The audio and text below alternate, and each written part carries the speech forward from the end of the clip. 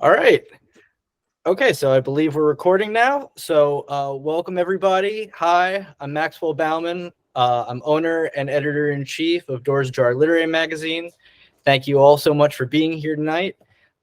We have a lot of great readers from our winter issue right here. And I would also like to show, because I'm just super proud of this, our spring issue just arrived today. So I just wanted to show it off in person. So nice. I'm so happy. Yeah, you can pre-order this. It'll officially be in stores starting March 5th. The winter issue will be there until March 5th. All right, so it's enough from me. Let's get this started. So I believe first off is Mazzy Sleep. It's Mazzy. Mazzy, excuse me. It's okay. It's all right. Only dizzy when you stop. Poetry is a thing for the crowds, for the sea, for the small houses uprooted from the side of the road in some unknown countryside. Poetry rides on waves, on the seats of motorbikes, on clouds maybe. Perchance is a piano, the likeliness of hitting the right key depends on the piece, on the player. Having a skill set is not about talent, it's about arsenal. The voice that becomes background noise shares the same face as the pair of eyes that watches all. Thank you. Thank you so much. That was a great way to start it off. All right, so now we've got Dario. Dario, are you on here? Can you hear know me? his. Hello? Oh, yes, perfect. Okay, there you Okay. are. Awesome. Okay, Dario, I have your artwork, so I can share my screen and put it up if that works for you. Okay, I take it out from my folder. I have it with me. Oh, okay, you The have it. original one. Perfect. So I'm very happy to be here. Hello to everyone. Greetings from Italy. I enter with these two artwork. One, Love and Fear. Very simple, straight to the point. It's about life. Like the second one, it's about when you're blocked, your life cannot go home. When you're blocked by fear is the first obstacle sometime in our life. And that's it. A photo I've taken in Portugal in a small village while having a stroll with my dogs. And the second one is Changing Path. Another picture I taken during a travel in Bosnia and Eastern Europe during a snowstorm. And here is a bit much more messy, complicated, foggy, and a big change. Suddenly block the path.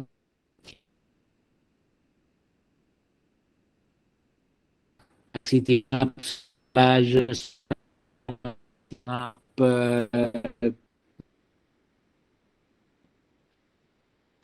and I sent this. I used to make collage or rhythmic writing, so it's the only work like this I sent to some magazine or some friend. It's an exception, this kind of,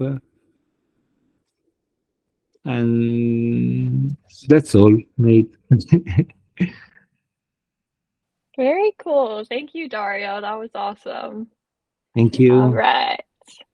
Okay, next up we've got Erin Swanson. Hi. I'll be reading The Tao of Mother-Daughter Fish. My mother made haddock, breaded in Ritz crackers and a little Parmesan, baked in the oven, overcooked and dry. Fish on Friday, like a good Catholic, except we hardly ever went to church. Maybe on Easter. The Christmas Eve, after she left my father, we went to midnight mass, and it was a nightmare. My sister told my brother he was going to burn in hell. My brother told my sister to fuck off just as the choir had stopped singing. No one expected that kind of quiet. My mother, who was in the choir, turned a shade of white that is almost translucent.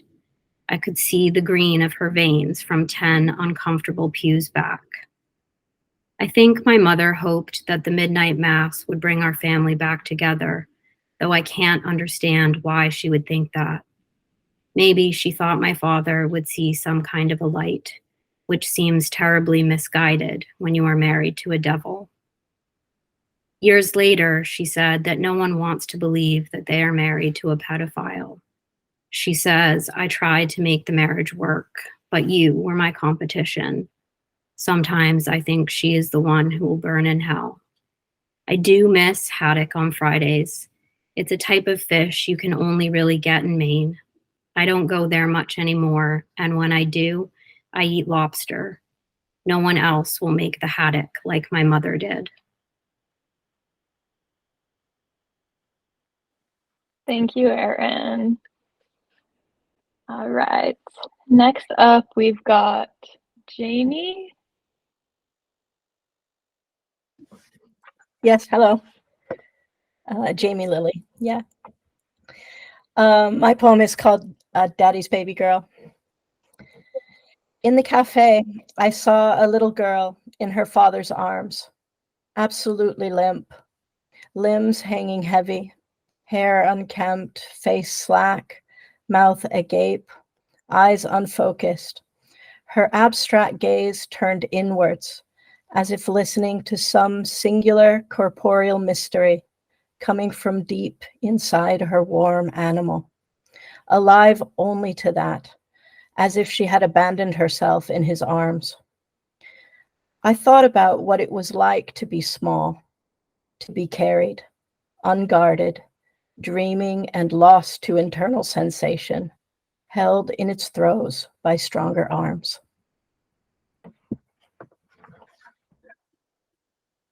Thanks, Jaime. Thank you. All right, now we've got Travis Flatt.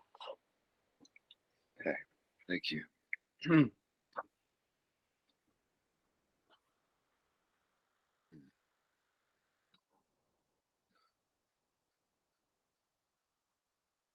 The way I fought that night was feral, tooth and nail. I really did bite and claw. And there might have been 3, 4 of them. 4 by some accounts.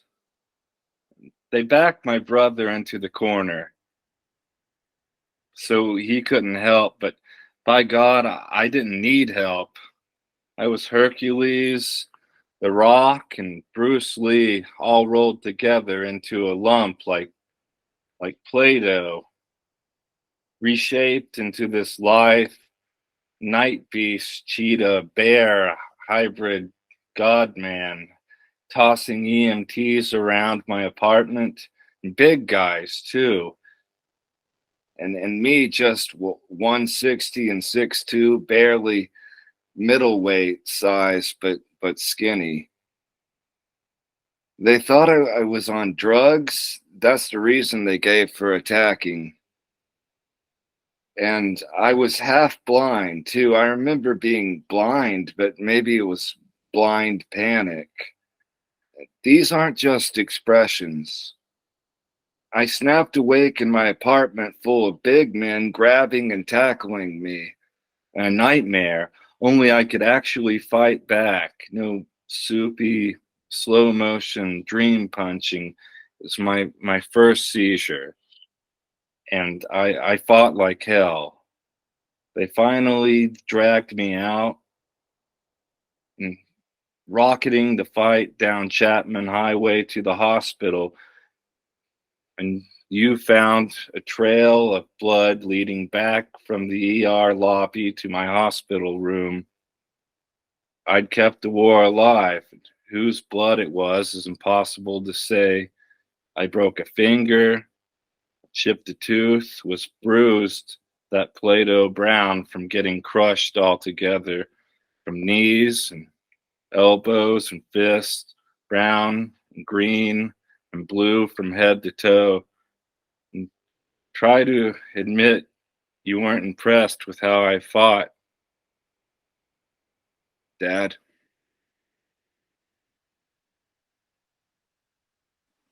Thank you, Travis.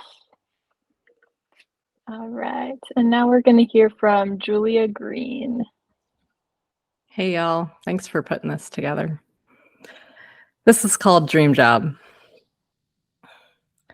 At your performance review, when your boss asks you to describe your dream job, you look at the green dot at the top of your screen and beam like a beauty queen to cover the panic inside. You take a deep breath and say, gosh, what a great question.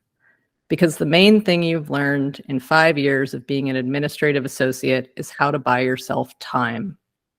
You now have 30 seconds to come up with an answer that isn't anything but this steaming pile of garbage.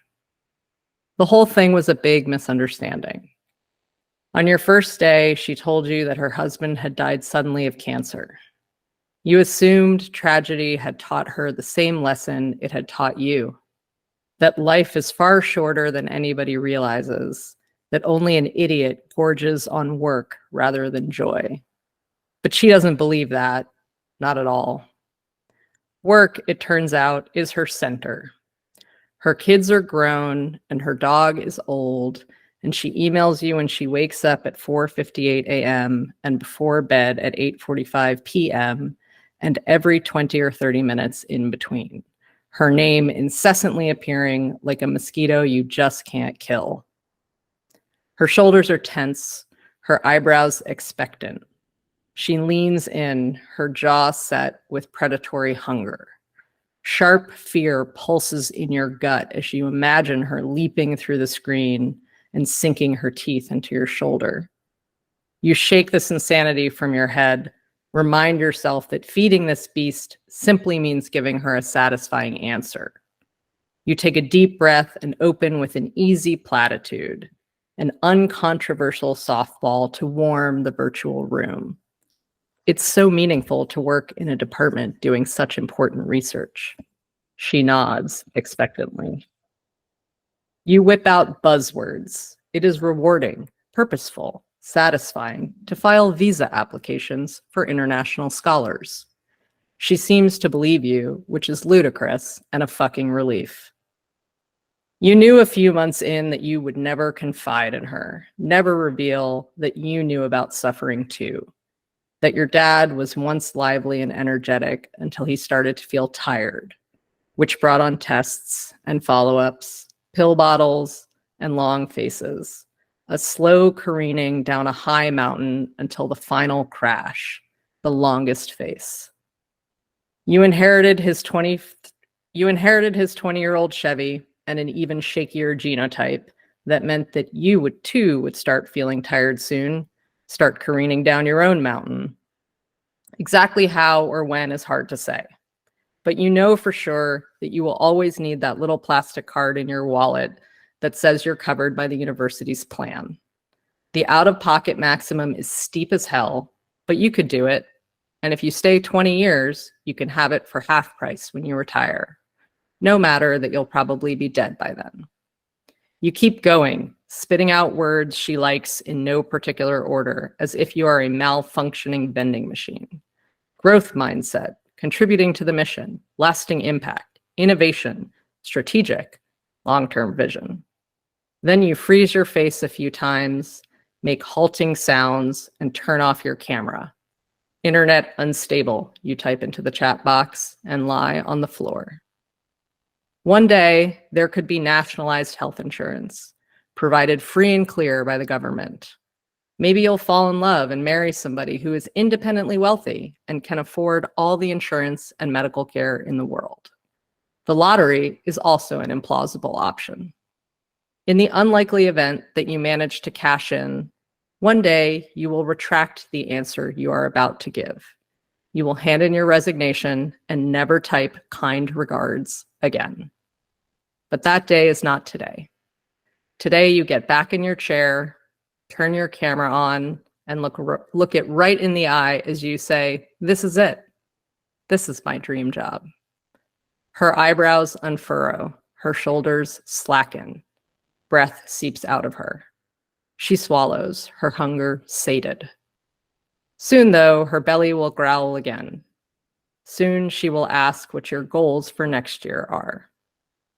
The answer in your mind will be, "Don't die." But instead you'll say, "That's a great question." She'll wait, breath caught again in her throat, until you say words she wants to hear. Until then, you remind yourself how lucky you are to have made it this far. Thanks.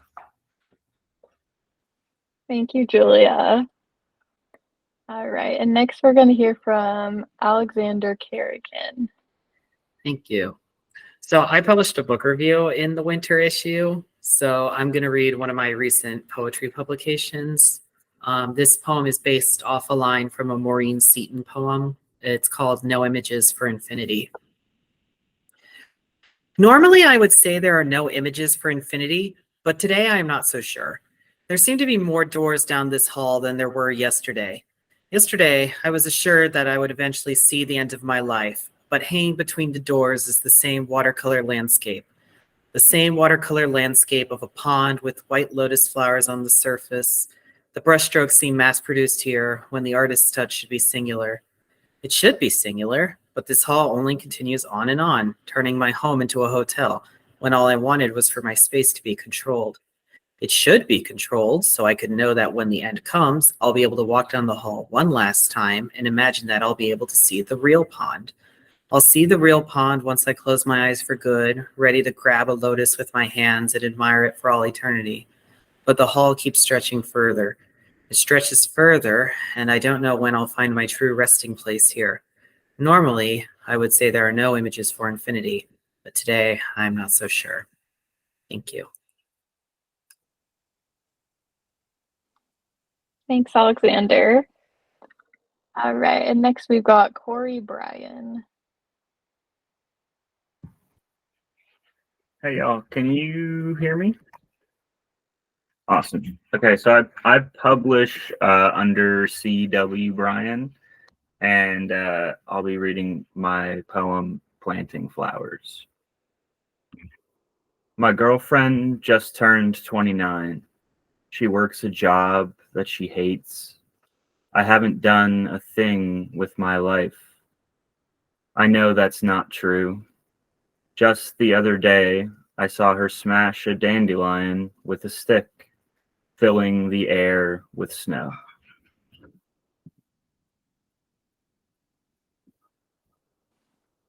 Thanks, Corey.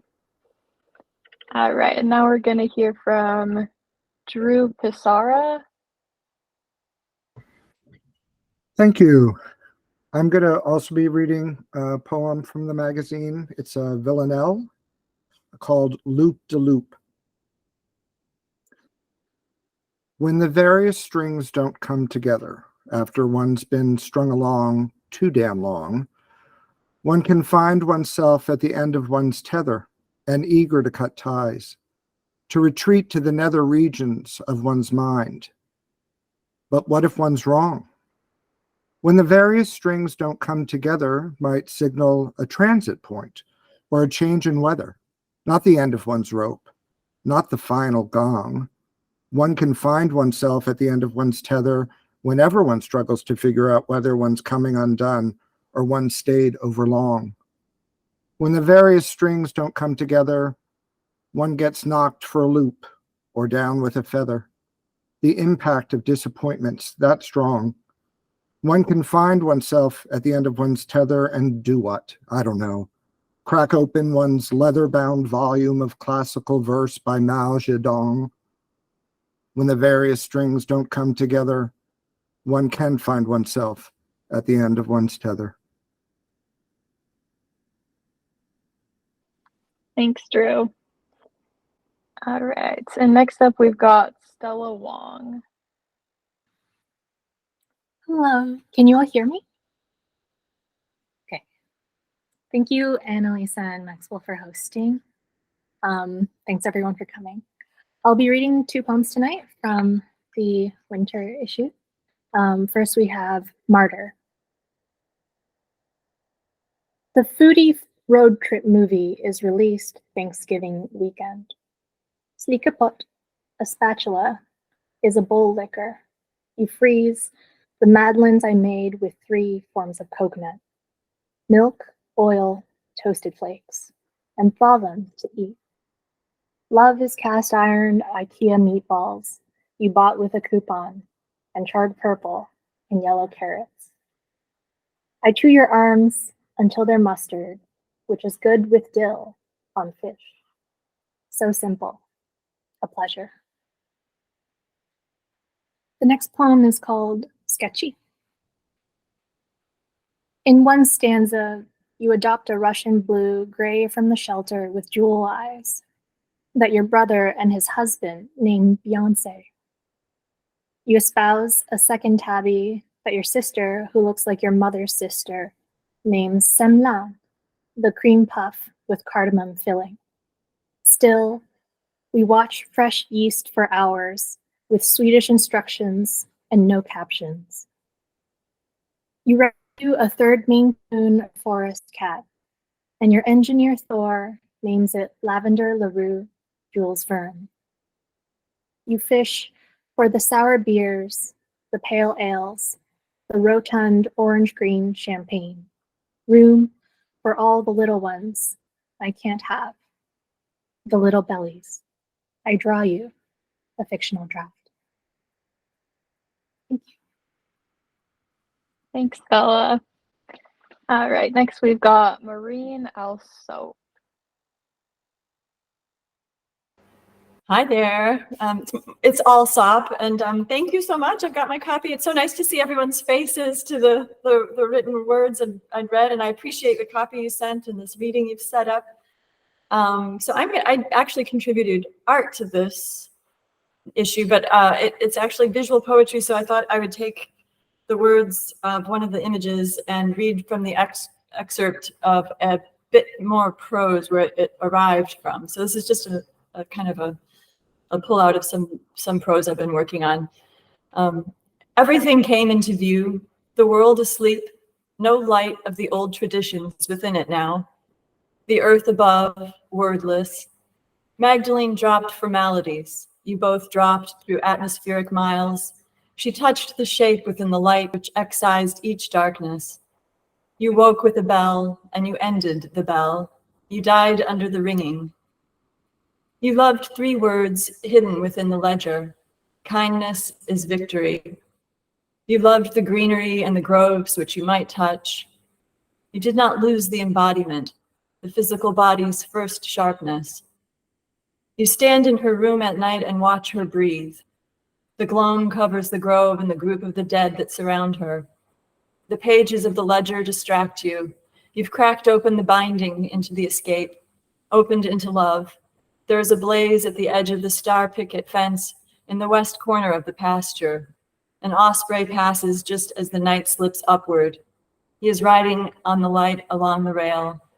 You ride the light upward, upward to see yourself, a self unnamed, a self unknown, a faceless consciousness, a ceaseless warrior. You step out from the page. Shade beneath shade spreads out from the elm where you stood. Your gray coat shimmers with spring. Snow crusts the lake edge. The sound of ash falls. The snow is ascending in concordance with words and the ritual of words. That's it. All right, thanks, Maureen. Yeah. Now we're going to hear from SD Dillon.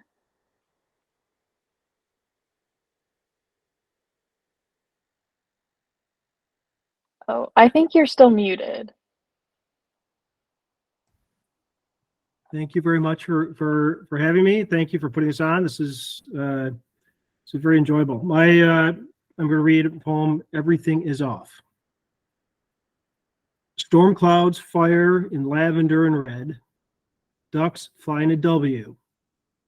And after the wind, it's rainstorm, rainstorm. black-crowned night heron has red eyes. They look like yours. Thank you. Thank you. All right. And now we've got Gabriel Quinn. Hello. I'd just like to say how appreciative I am to Doors Ajar, because not only is this really the first time I've ever had the opportunity to read poetry to a bunch of other writers, but it's also the first time that I've been able to find my name in like a Barnes and Noble, a bookstore. That was really cool for me, so thank you. Kiddie pool. His fingers dangle, drape, drag. Deep damp dunes across the water. He loves to disturb, deride, debase, dire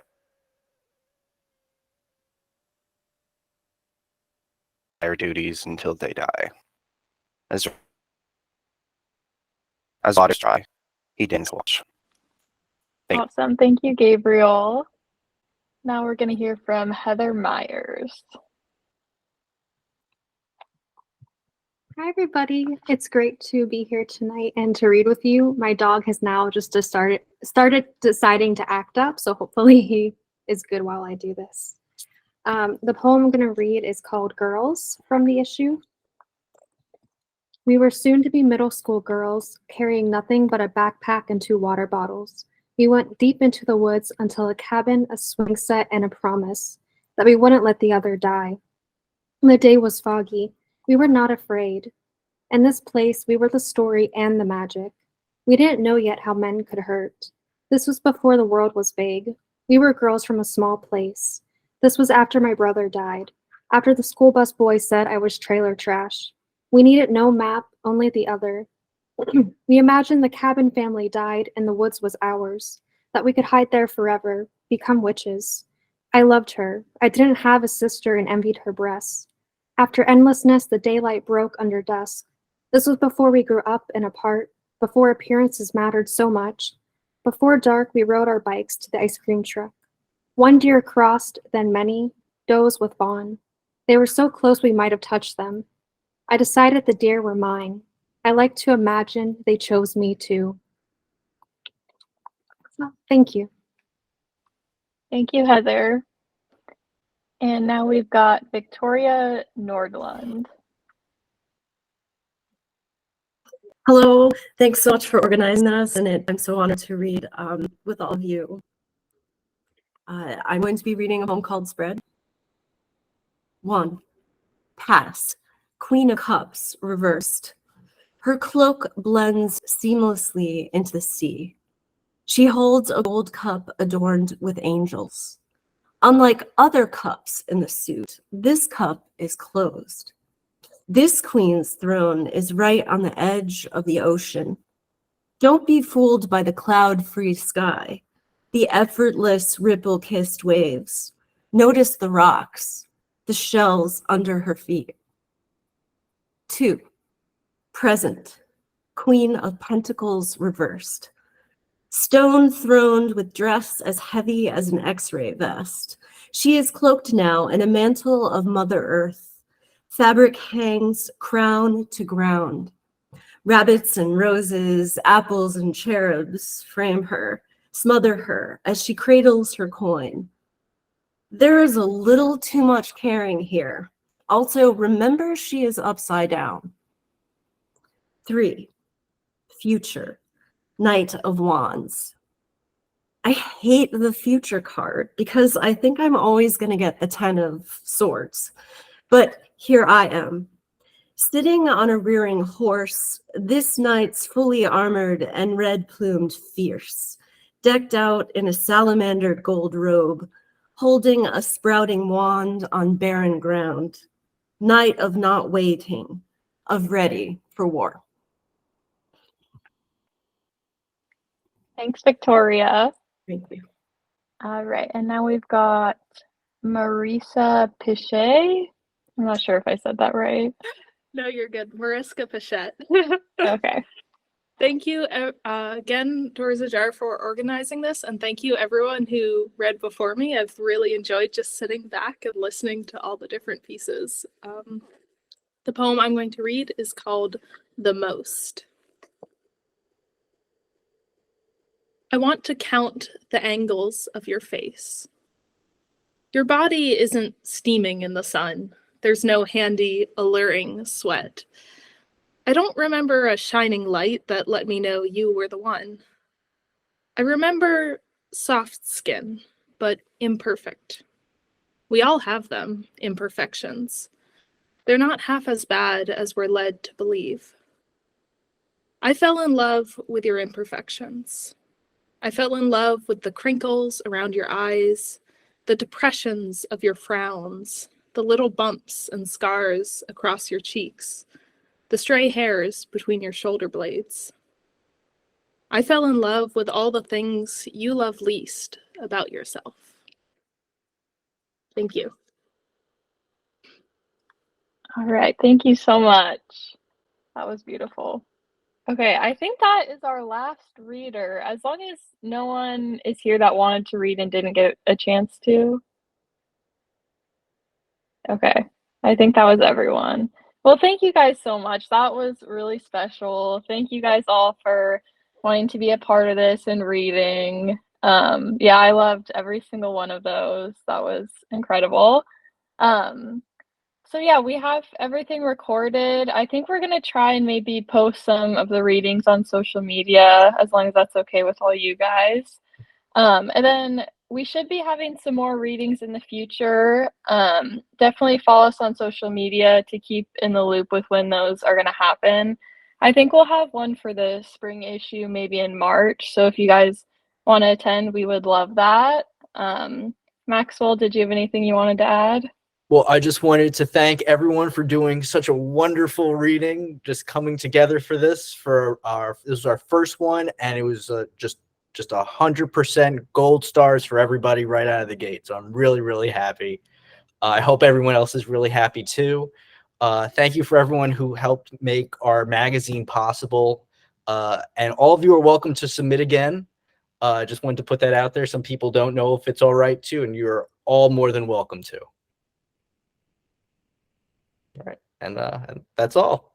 So I guess have a good night, everybody. Good night. Thanks, everyone. Have a good night. Bye. Good night. Thank you. Thank you all. Thank you. Thank you.